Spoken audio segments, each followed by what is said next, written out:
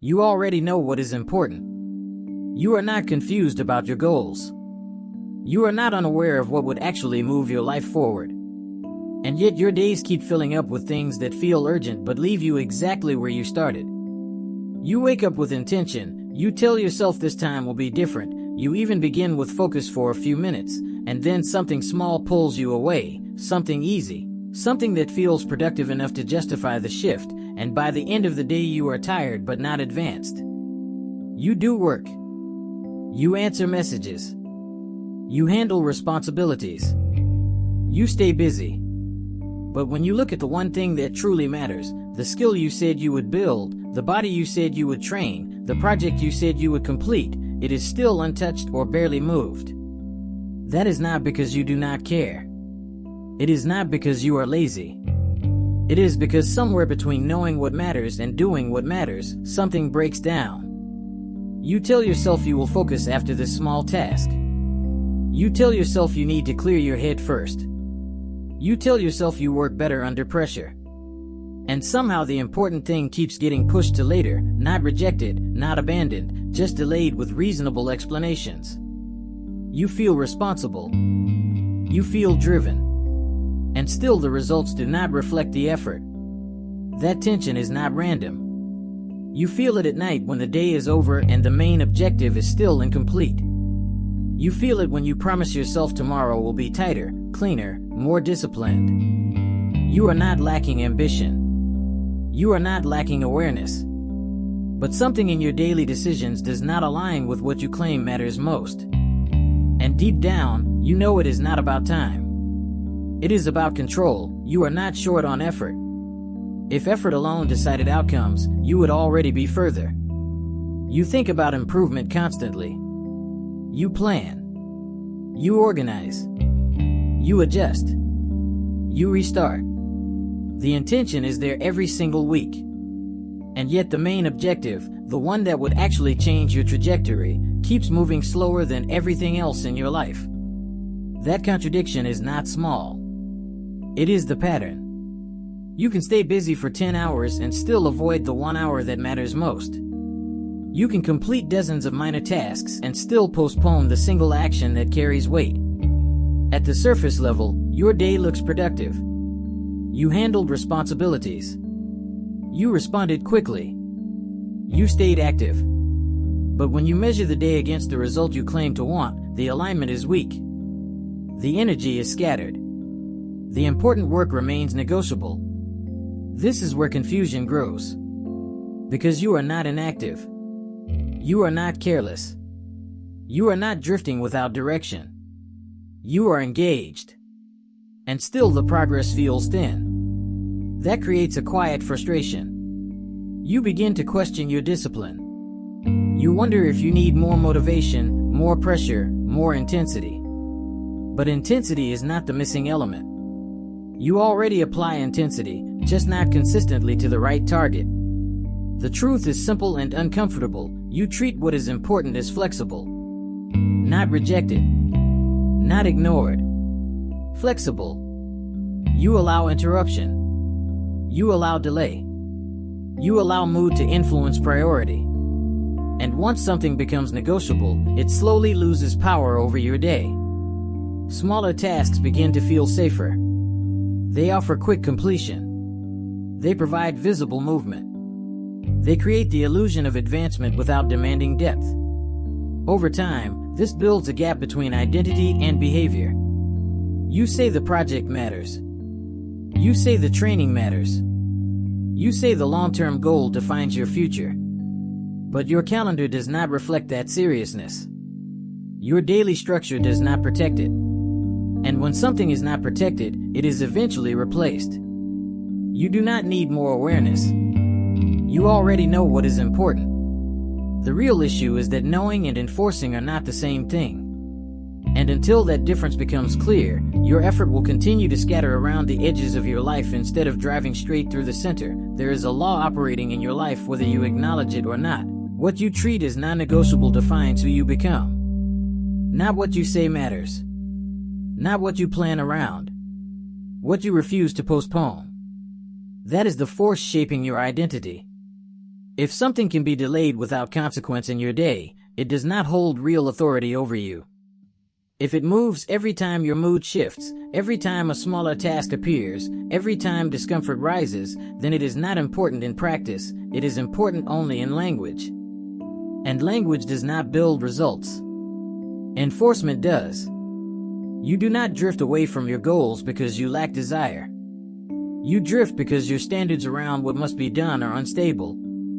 The moment an important task becomes emotionally heavy, cognitively demanding, or slow to reward you, you quietly downgrade its urgency. You tell yourself you will return to it with better focus, better energy, better timing. But the pattern repeats. What feels lighter wins. What feels harder waits.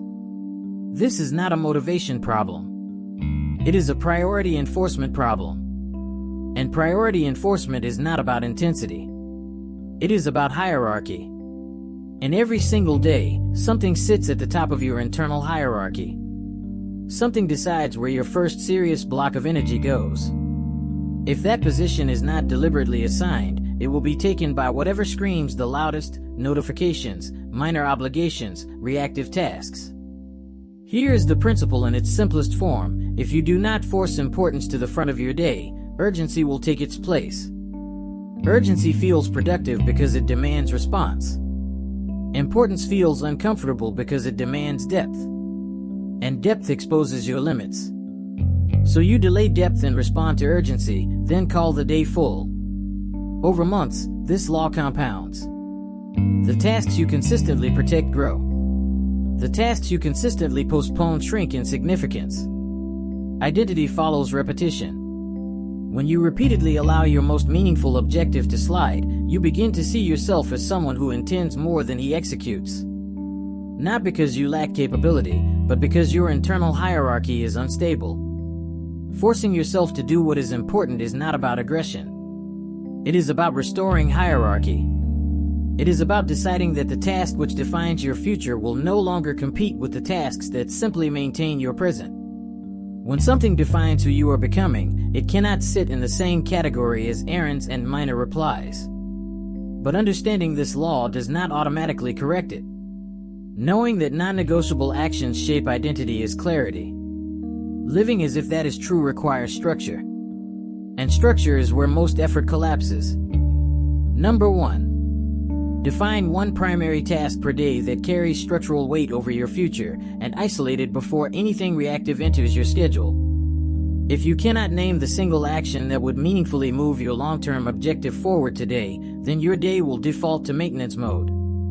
Internally, this matters because clarity compresses decision fatigue. When the hierarchy is clear, negotiation decreases. Identity consequence: if you wake up without a declared priority, you reinforce the identity of someone who reacts. If you wake up with one defined priority and protect it, you reinforce the identity of someone who directs. The daily behavior is simple and non-dramatic. Before checking messages, before entering conversation, before touching low-value tasks, you write down the one task that matters most and you schedule it in a fixed block. Not later. Not after warming up. At the front. And even here, tension remains, because naming the task does not remove resistance. It only removes confusion. Number 2. Protect the first hour of serious work as non-negotiable execution time. Not planning time. Not organizing time. Execution. The internal reason is direct. Starting with depth sets the tone of authority over the rest of the day. When you begin with importance, urgency loses leverage. Identity consequence: when you consistently delay meaningful work to get ready, you train yourself to believe you need ideal conditions. When you start before you feel fully prepared, you train yourself to operate under command rather than mood. The behavior is boring and repeatable: a timer, a closed door, notifications silenced, and one task in front of you. You do not multitask. You do not optimize tools. You execute. And you will feel friction. That friction is not a signal to switch. It is a signal that you are finally touching the edge of growth. Number 3. Remove optional complexity from your environment. If your workspace, digital environment, and routine are cluttered with low-level choices, your brain will continuously search for escape routes. Internally, complexity invites distraction. Simplicity enforces direction. Identity consequence: if you allow endless options, you reinforce the version of yourself that seeks stimulation over progress. If you restrict your environment to what supports the primary objective, you reinforce seriousness. The daily behavior is practical: limited tabs open, minimal tools visible, phone out of reach, predetermined work location. You do not rely on willpower to ignore distraction. You reduce the presence of distraction. And still, even with simplification, the urge to shift tasks will surface. That is where hierarchy is tested. Number 4. Set a visible completion standard before you begin. Vague effort produces vague results. If you do not define what done looks like, your mind will search for an exit the moment discomfort rises. Internally, clarity around completion reduces premature stopping. Identity consequence: when you stop because you are tired instead of because the standard is met, you train inconsistency. When you stop because the defined target is complete, you train discipline. The behavior is concrete. Before starting the task, you write the measurable outcome for that session: pages written, reps completed, problems solved, minutes practiced. Not an emotional metric, a physical one. You finish at the standard, not at the feeling. Number 5. Review the day against importance, not busyness. At night, you measure one thing: did the important task move forward meaningfully? Not how many tasks were completed. Not how full the schedule felt. Internally, this shifts reward from activity to alignment. Identity consequence: when you reward yourself for being busy, you protect mediocrity. When you reward yourself for advancing what matters, you strengthen focus. The daily behavior is 5 minutes of honest review. No drama. No guilt. Just assessment. This structure does not remove difficulty. It removes excuse space. And without excuse space, your priorities reveal whether they are real. Boredom is not a warning sign. Resistance is not evidence that something is wrong. Silence, repetition, slow visible progress, these are not indicators of failure. They are indicators that you are finally operating in a space where growth is possible. The problem is not that important work feels heavy. The problem is that you have been trained to interpret heaviness as misalignment instead of necessity. When you sit down to do what actually matters, there is no immediate applause. There is no fast feedback. There is no quick validation.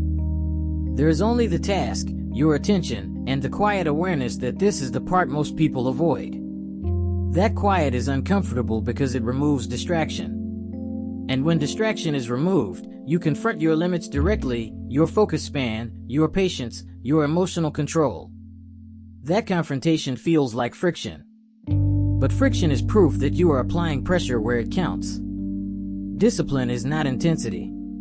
It is self-respect expressed through action. When you say something matters and then structure your day around it, you are demonstrating alignment between word and behavior. When you say something matters and repeatedly postpone it, you fracture that alignment. Over time, that fracture becomes identity. You begin to see yourself as someone who intends strongly but executes inconsistently. That perception weakens confidence, not because you lack ability, but because you lack internal proof. Self-respect is built through kept promises. Not dramatic promises. Small, repeated ones. I will start at this time. I will complete this standard. I will not switch tasks when discomfort rises. Each time you follow through, you deposit credibility into your own perception. Each time you negotiate downward, you withdraw from it. And credibility with yourself determines how seriously you take your own goals. Comfort always presents itself as harmless. It says you can adjust slightly, delay slightly, soften slightly. The cost does not appear immediately. The cost compounds quietly. When important work is delayed repeatedly, opportunity shrinks invisibly. Skills develop slower. Momentum weakens. And because the decline is gradual, you rationalize it. You tell yourself progress is still happening. But you know when you are protecting comfort more than growth. Quiet consistency is not impressive in the short term. It does not create dramatic stories. It creates stable identity. When you execute the primary task daily, even when you do not feel sharp, even when the session feels average, you reinforce a simple truth: you do what matters whether it feels exciting or not. That identity becomes powerful because it removes dependency on emotion. You no longer wait to feel ready. You begin because it is scheduled. You continue because the standard is defined. You stop because the target is met. Over months, this compounds into something deeper than productivity. It becomes internal order. You trust your own structure. You trust that what you declared important will be handled. That trust reduces anxiety because there is no hidden doubt about whether you will follow through. Your energy is not consumed by internal argument. It is directed toward execution. Identity always outperforms effort. Effort fluctuates. Identity stabilizes. When you define yourself as someone who protects what matters, behavior aligns automatically over time. Not perfectly, but consistently. And consistency applied to meaningful targets reshapes trajectory. Forcing yourself to do what is important is not about punishing yourself. It is about eliminating the gap between what you claim and what you enforce. The more that gap closes, the calmer you become. Because there is no internal contradiction to manage. There is only the next defined action. This is not glamorous work. It is quiet. It is repetitive. It often feels ordinary. But ordinary, repeated with precision, produces uncommon results. And when you learn to interpret boredom and resistance as confirmation rather than warning, discipline stops feeling like strain and starts feeling like stability. Your future self does not need another surge of motivation. He does not need another emotional reset. He needs proof that when something is declared important, it is enforced. He needs days that reflect hierarchy, not reaction. He needs evidence that your standards are not flexible when discomfort appears.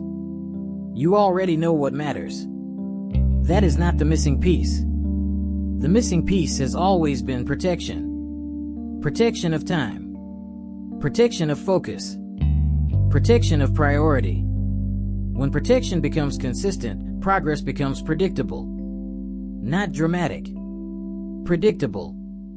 There will still be resistance. There will still be moments where easier tasks attempt to take control of your attention. But the difference is that you will recognize the pattern immediately. You will not confuse urgency with importance. You will not reward busyness over alignment. You will not measure your day by how full it felt, but by whether the defining task moved forward. Responsibility is not heavy when structure is clear. It becomes heavy only when you avoid it. The moment you accept that what matters must be forced to the front, your decisions simplify. You no longer debate with yourself about when to begin. You begin because it is defined. You continue because the standard is set. You stop because the work assigned for that session is complete. Quiet certainty replaces scattered effort. Not because life becomes easier, but because your hierarchy becomes stable. And when hierarchy is stable, identity strengthens. You stop describing yourself as someone trying to be disciplined. You become someone who executes what is important first. From this point forward, the measure is simple. Each day, the important task either moved or it did not. That is the line. And the one who understands that line is responsible for honoring it.